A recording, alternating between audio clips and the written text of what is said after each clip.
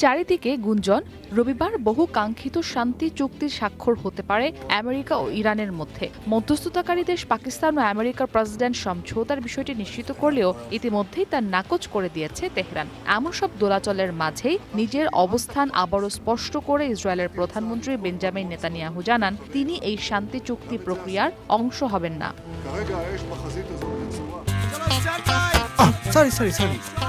লাইফে কখন কি হয় গ্যারান্টি আছে?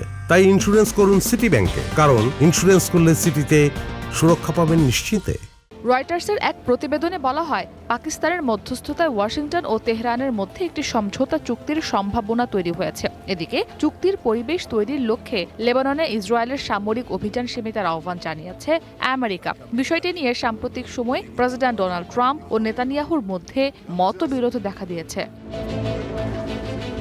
ইরানের পররাষ্ট্রমন্ত্রী আব্বাস আরাকচির দাবি, সম্ভাব্য এই চুক্তি বাস্তবায়িত হলে লেবাননকে কেন্দ্র করে চলমান সংঘাতের অবসান ঘটতে পারে। পাশাপাশি দখলকৃত কিছু এলাকা থেকে ইসরায়েলি সেনা প্রত্যাহারের সম্ভাবনারও ইঙ্গিত দিয়েছেন তিনি। তবে এ বিষয়ে ইসরায়েলের অবস্থান একেবারেই ভিন্ন। দেশটির প্রতিরক্ষা মন্ত্রী ইসরায়েল কাটজ জানিয়েছেন, ফিলিস্তিন ও লেবাননের ভূখণ্ড থেকে সেনা সরিয়ে নেয়ার কোনো পরিকল্পনা নেই তাদের। একই সঙ্গে এক জ্যেষ্ঠ ইসরায়েলি কর্মকর্তা বলেন, নিজেদের নিরাপত্তা নিশ্চিত করতে প্রয়োজনীয় পদক্ষেপ নেওয়ার স্বাধীনতা বজায় রাখতে চায় ইসরায়েল।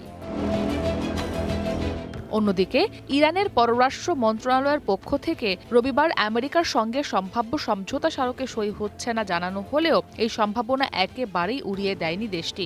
মন্ত্রণালয়ের মুখপাত্র ইসমাইল বাঘি বলেন, চুক্তি স্বাক্ষরের নির্দিষ্ট সময় সম্পর্কে এখনই কিছু বলা যাচ্ছে না, তবে রবিবার এটি হচ্ছে না। আগামী কয়েক দিনের মধ্যে সমঝোতা চূড়ান্ত হওয়ার সম্ভাবনার বিষয়ে ইতিবাচক ইঙ্গিত দেন তিনি।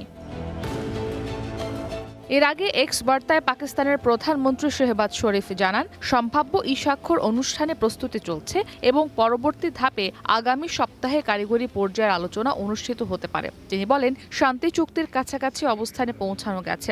আলোচনায় ইতিবাচক ভূমিকার জন্য আমেরিকা, ইরান ও আঞ্চলিক অংশীদারদের প্রতি কৃতজ্ঞতা প্রকাশ করেন শেহবাজ শরীফ। ইসরাত মুক্তি, ওয়ান ইন্টারন্যাশনাল ডেস্ক।